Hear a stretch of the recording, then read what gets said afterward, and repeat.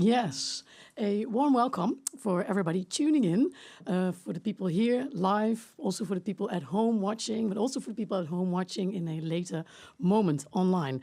A warm welcome to Alternatives from the Unexpected as part of GLUE. And GLUE is a 4 days design route that will happen in September, from the 18th to the 21st. They organize a 4 days design route for Amsterdam designers, but also for their collaborators, their partners, their clients, for their colleagues, for the main public.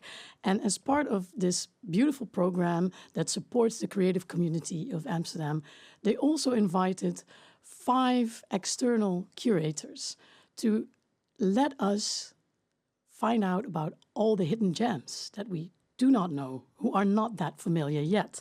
We call them the sticky participants. And today we are watching the first episode of the interview lines, a series of actually conversations with these sticky participants. My name is Marsha Simon. I'm your host for this first episode. And today we will talk to Nora Taher, Kurina Sohn, Fleur Merjenburgh. But we will start with a visual artist whose work challenges perceptions of beauty and identity, weaving together photography, drawings, and wearable art, all made from synthetic hair. Please, a pleasant warm welcome for Fleur Ouwerkerk. Fleur, welcome here. Now, you are the most experienced one here at the table. But let's not go back to your graduation back in 2011. Maybe you can take us back to the first moment that you actually thought, hair is my material. I have enough there to spend a decade of design work there. Yeah. Well, it actually started initially with I like to express myself through my hairstyles and switching it up every now and then. And at a certain point, I really wanted to go with a buzz cut, like super short. And I felt like this is my own process of experiencing how that goes. And then I never would have expected other people to give so much response or reactions to that. Well, what I've really learned with going with that hairstyle was how we still connect the beauty of a woman to having long hair. And if you take that away, there's, interesting things happening. People, well, the Dutch are, of course, quite direct in their curiosity. So people would ask questions about health, if it's a deliberate choice, or they couldn't really understand that, why I would choose to go with very short hair and why I would consider that as something beautiful. Apparently, it also gave you enough food to experiment with the material itself. How come you choose directly the material? Well, for me, it's important that when you see my work, that you think of hair. I do deliberately choose synthetic hair because if it's human hair, for example, if we buy human hair, we don't always know the heritage. It could be from sacrifice, from involuntary reasons as well. And spiritual-wise, I also feel like it already belongs to somebody. I don't want to just take that for the aesthetic reasons that I use it for. Let's later elaborate a little bit on this involvement of you, indeed, first being an artist, making these beautiful portraits, and then later on this becoming more wearable pieces of art. Yeah. But before we do that, this last decade, you've been investigating hair, synthetic hair, but also the definition of identity, also both for all genders there. Mm-hmm. Can you maybe give us an example of what you've learned so far working with this material in such a specific area? Well, it's interesting to know, once you mention to people that you work with hair, or first maybe if you hear about hair, you can have a certain negative connotation, maybe, or you're like, oh, hair is gross or scary or whatever. It's human, it's natural, maybe it's material. When they know it's synthetic, it's also different, but everybody has a hair story, I would say. And for me, the connection between identity and exterior, that's what intrigues me. And I would always be able to create work on that, but I feel like just as a person, and the hair is just a given, or it's not, and then with the work that I do, I want everybody to be able to enjoy hair in that sense. So you don't have, if you don't have it on your head, you can still wear it. Could you maybe take us to a moment where people actually really experienced one of your projects, maybe more wearable, could also be just to see a portrait. What could happen to somebody? What could open? Yeah, there was one moment. As I mentioned, that I have a job besides my art practice. Yep. It's also a store where there's art and design and fashion, and it was really, for me, it was really special because it was the first store that I would sell my earrings. So I also make wearable art earrings with hair, and I had like the nice presentation, and there were a guest in the store, and they were looking to a collection next to mine. And then the man was there, and he was like, "Oh, what's this?" And I was like, "Should I mention that it's mine, or is that weird?" I didn't know. Yeah. And then I was so he wanted to see it, and I was like, "Well, these are actually mine." And he was like super intrigued, and I got to tell a bit more about them. And he was like, I would get a piercing because I want to wear this." And then literally 2 weeks after, he came to the store showing that he got his ear pierced so that he's able to wear the earring. It was like super special. Like, wow. Yeah. And what happens? What do you feel then? Yeah. I feel like I want to do this, and I know there's people that want to wear it, but like to have such a direct one-on-one where, it's not, it's, for me, it's something that somebody would take like to get their ear pierced to be able to wear that. That's special. Yeah.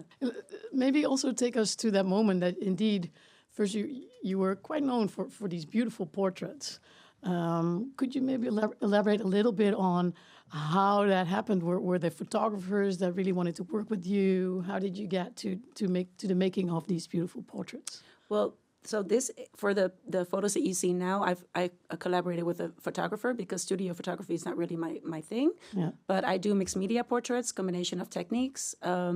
And there I always did the photography myself and then added a layer or scratched away a layer, cut out a piece or whatever I felt the work needed. But then at a certain point, I felt like when I had some of the wearable pieces, which are usually hand woven with synthetic hair,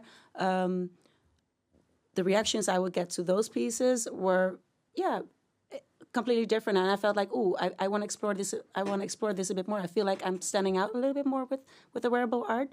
So I made sure that was visible. And then, And then what happened? Yeah, now I have also like dancers, other creative stylists, bringing the pieces to life. And that's my dream. Like I can make them and I can have a vision of, I feel like I need to make them, but they're wearable pieces. So the best for me is if they're worn.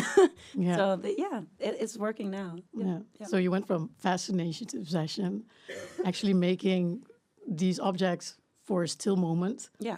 And then all of a sudden you realized, hey man, maybe some other people can also use this. Yeah, to it bring happens them quite to organically. different contexts. Yeah. And then also bring them to a store where people can buy them and actually wear them. Yeah. So that's a very nice involvement. Yeah, of your because now work. it's traveling all over the world. That's a dream, right? Yeah. Yeah, is it traveling over the whole world? Yeah. I have a regular customer in Japan. I have people from LA, from all over. It's really nice. Talking about dreams coming true, right? For sure. Yeah. Okay, very nice to hear. Thank you very much, Fleur.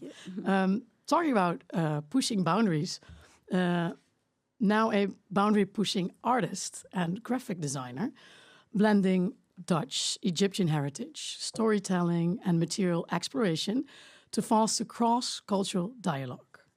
Feel welcomed, Nora Taher. Please, a warm welcome also for Nora. We've been talking about hair, and now we dive into a totally different subject, but it is connected to cultural, cross-cultural dialogue. Yeah. Could mean big words, but in your own words, what does that mean? What are you exploring? Cross-cultural dialogue to me means, well, to really explain it, I will have to explain why we need it, I think.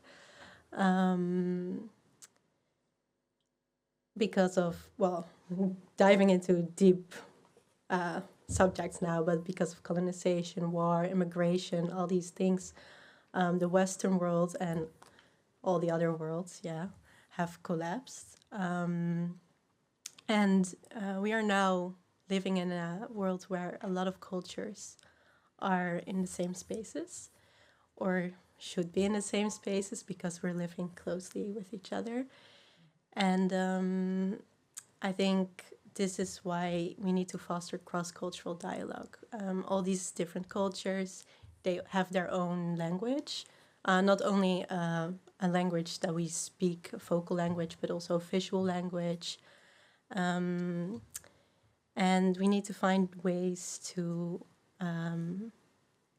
combine those and to let those both be heard and not one to be heard more than the other or to have authority over the other. So that's kind of what I'm researching. So that's what cross-cultural dialogue, I think, means to me. Yeah. Beautifully said. Thank you very much. Indeed, in these times, we were talking about fascination becoming an obsession. I can imagine you having this Egyptian and Dutch culture in you, that you actually indeed are the right person to address these kinds of topics, especially if you've just, studied as a designer and you have certain ambition. In what way does, design like this actually contribute to these big topics? I think a lot of people have political bodies. What that means is that maybe you're in a space that's not necessarily designed for people like you or people like you in mind, which per definition makes you a political body because it's resistance if you are in a space that's not designed for you. And I think we need to redesign a lot of spaces. And I'm not only talking about physical spaces, but I'm talking also about infrastructure. I'm talking about all the design around us. I'm even talking about supermarkets, our streets. I'm talking about a lot of institutions. Could you maybe explain to us what we are looking at? What is the end result of what you are working on, for example, in this project? Mm-hmm. So this is Unceded Borders. This is one of my latest works. And I think at this stage, I was really researching what identity specifically means and our learned behaviors. So we've all learned to sit on a chair, because if you see a chair, you're like, oh, yeah, well, I can sit on that. Well, we're all sitting down right now. Exactly. Yeah. Probably people at home, it's what we do almost with all of our hours. Yes. And if you see a table, you usually put something on it because that's our learned behavior. And I really wanted to research what it means if we unlearn our behavior and how that relates to our identity also in these spaces that we've talked about. Because the learned behaviors are also sometimes cultural. And so this is a chair and a table where you cannot sit on. Maybe also explain to us what we're looking at here. For sure. So this is when they walk, their feet cross tails. This was actually my graduation work, which then got into Museum Arnhem. So when did you graduate and where? I graduated from Artes Graphic Design in, I think, 2023. I think you know it better than I do. Yeah, 2023. Yes. So this is actually, it's really started from my dad's story. So he immigrated from Egypt to the Netherlands.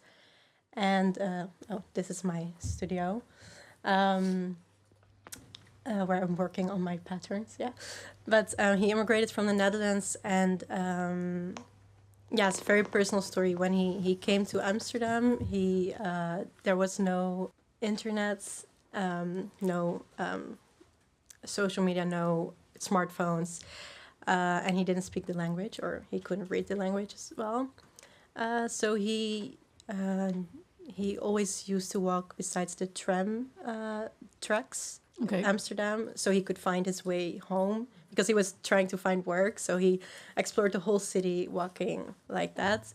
And I found that very poetic. And I asked him to walk these tracks with me again, because he never really told me much about his story. And I think people that have parents who immigrated to the Netherlands, they will maybe know oftentimes parents don't really share because there's either a lot of pain, sometimes there's even shame. In my opinion, there really doesn't need to be, because I think it's something to be very proud of. But this was really a moment for us to share stories and kind of heal together and also bond. And I saw this in so many families that they didn't really share stories, and which then again, the kids didn't really know where they came from because they don't really know their parents' story. And I found this very important. So we... It's very beautiful, right? Yeah. How you have a personal fascination. Yeah.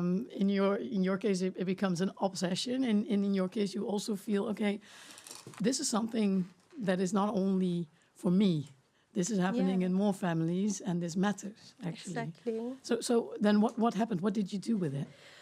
So I really wanted to make a space, basically, where not only me and my family could heal and share stories, but where others could do the same.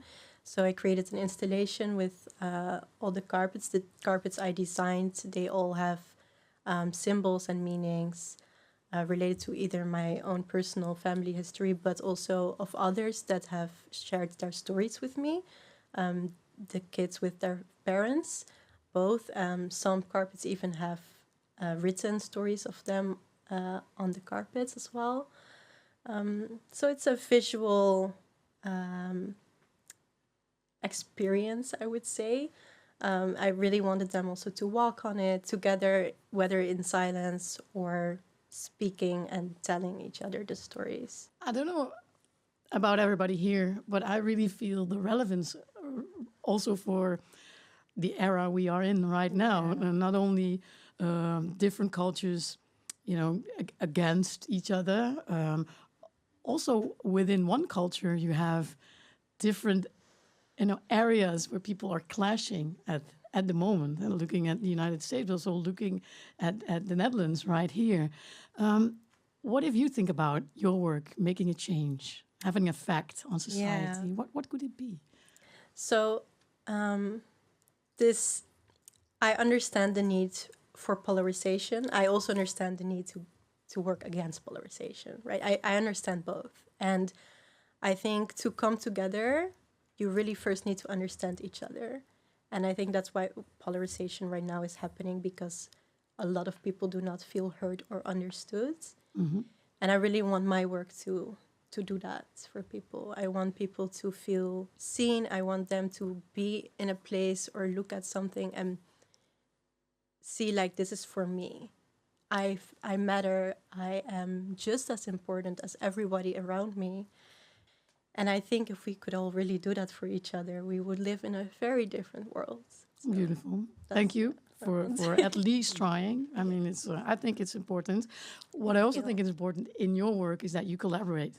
Yes. With all kinds of different disciplines, maybe not only your own cultural heritage, but also some different ones.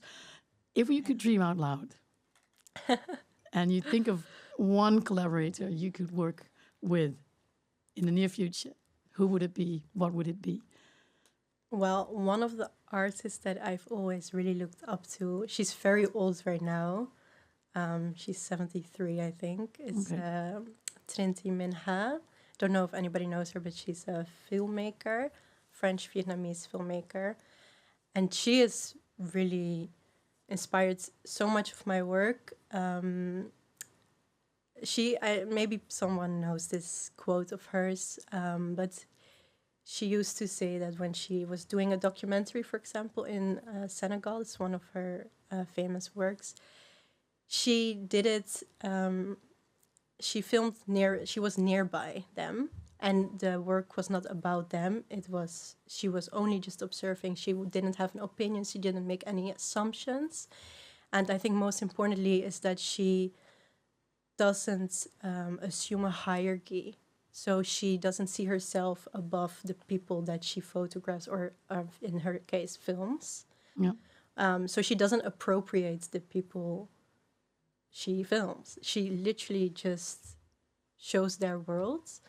And that's very hard to do, actually, when you are documenting other people's story or even just when you photograph their faces, you're almost always appropriating, whether it's with consent or not. And in what way does that contribute to the quality of the storytelling, you believe? It's the realest form of storytelling that you can do, I think. So close to us humans. Close, yeah. And I mean, she made films in the times where were a lot of anthropological people going to Africa and be like, oh, look at these people, or or Asia, and be like, wow, look at this, and I found this, and that's insane to me personally. I hope to many people, and she was not like that. She was there as a guest, and they allowed her in their space, and she has a lot of respect. And I think that is so important when you tell other people's story. And I think a lot of people still today can learn from that. Yeah. It would be interesting. You have the Dutch, you have the Egyptian cultures, you have French, Vietnamese, you have French, yeah. and you have all the luggage of all the people she've already been interviewing. So there'll be a lot of cultures already there at stake. Thank you. Thank you very much so far. Thank you. Time flies, actually. So it's time for a poetic, multidisciplinary designer exploring the unknown through sculptural objects and immersive installations that challenge our understanding. A warm welcome also for Kurina, Sohn.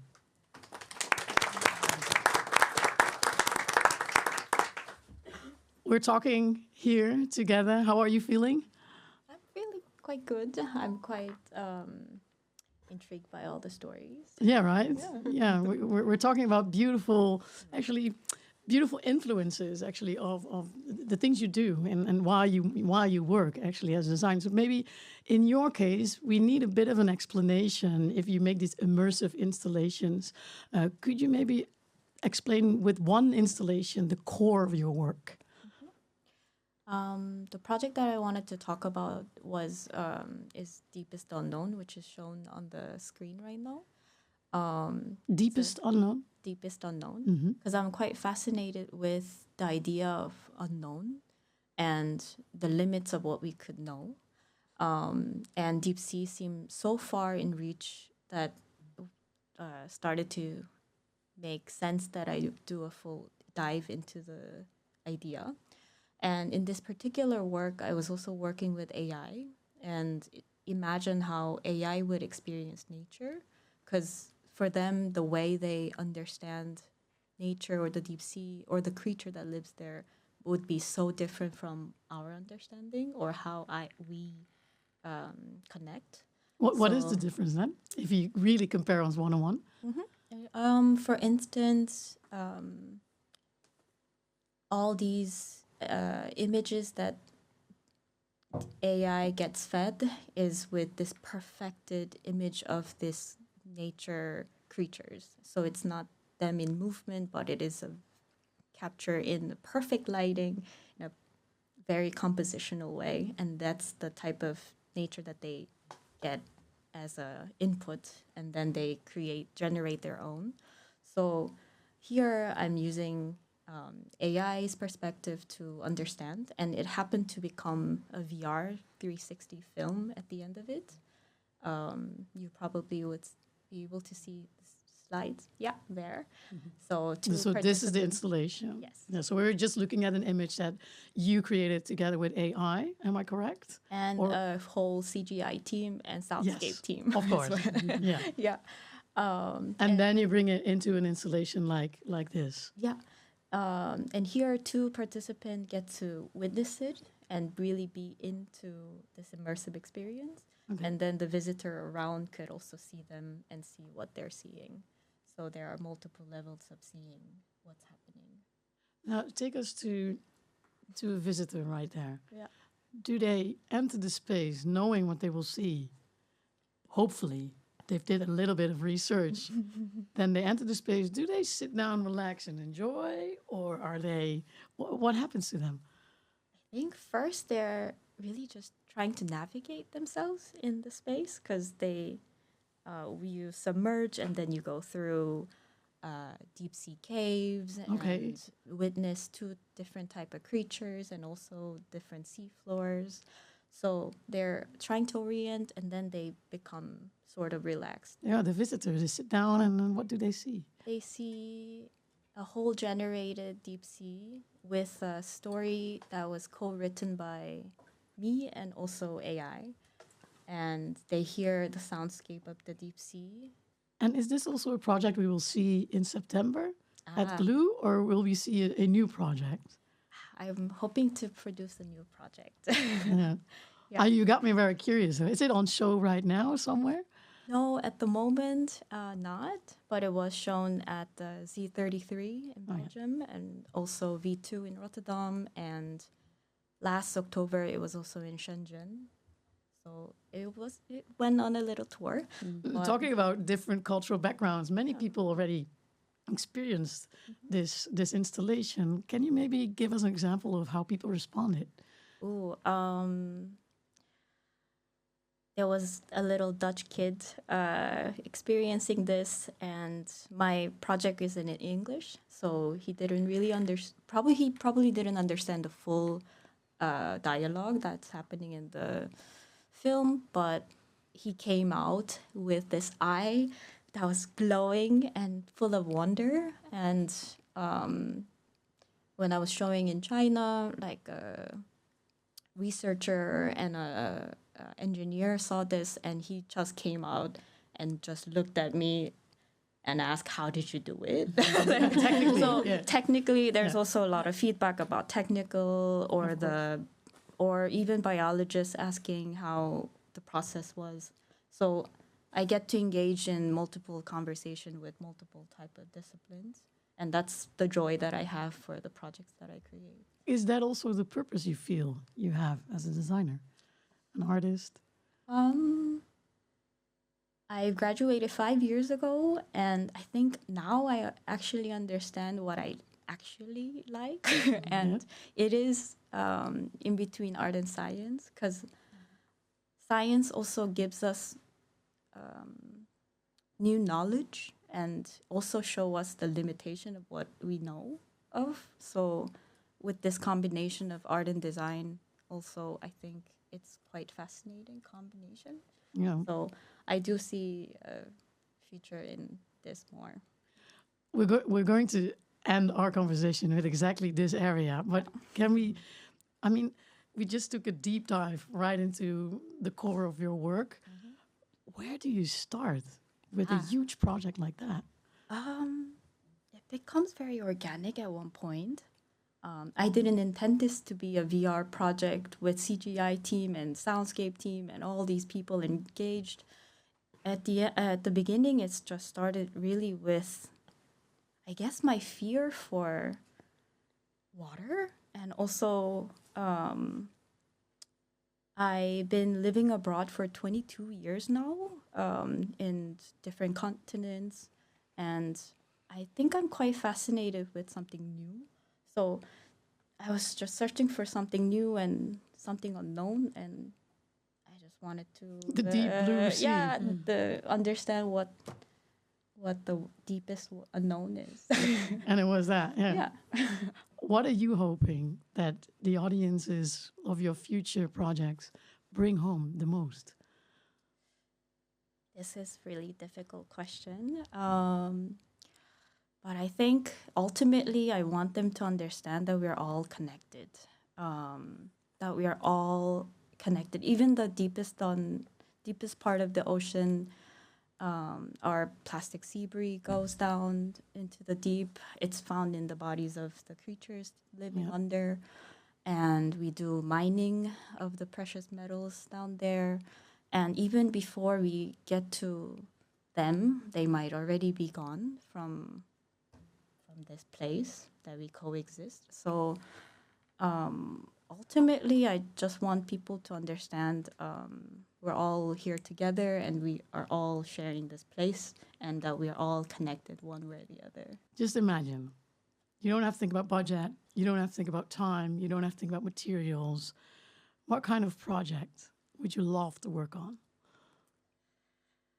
This is very exciting to think about. Can you already answer that question, or you want to wait for it? I have 2 projects that I'm working on right now, both involving brainwaves and processing of information. Brainwaves and processing information. Yeah, how our brains work. And one project... The human brain or the brain in general?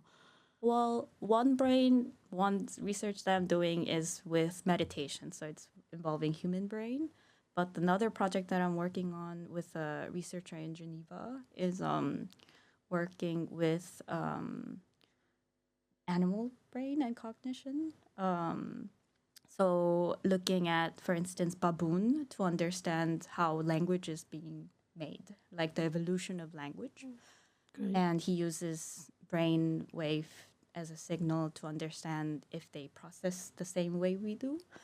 And if I had unlimited resources, I would love to fund more research because I have unlimited in science and also animal communication, and do a big project also regarding to these topics that I mentioned. Beautiful. Oh, I can't wait. Let's find a way, right? Thank you so far. It's time for me to introduce you to our last speaker. Somebody maybe a little bit less technical, maybe closer to what we all imagine design and art could be. You know, somebody in an atelier, in a studio, working with a material. A designer, maybe an artist, maybe an artisan, who lets intuition and material behavior lead the way, pushing the limits of techniques to discover new possibilities. Graduated in 2023 at HKU Utrecht with Merged by Gravity, a project she has been continuously working on. Can we get a very warm welcome for our last speaker, Fleur Merjenburgh. Fleur, Merged by Gravity. In one sentence, what it is about? In one sentence, I would say it's about the natural deformation of the material of clay. Yeah. And in more sentences, it is... Because it doesn't, I mean, it doesn't transform by itself. No, right? because I started out by getting fascinated about how flexible clay is when it's molded. And normally when you mold clay, then you have a finished form. Yeah. But I started playing with it with my hands and blowing into it and vacuuming it. And then at one point I thought, let's see how much it can handle. So I dropped it on the floor and it handled it. So it's super flexible. And what happened when I dropped it, it was there came this very natural deformation. And it blew up and it sagged in, which made it feel like when fired, like it was still soft. And that's what I really liked about it.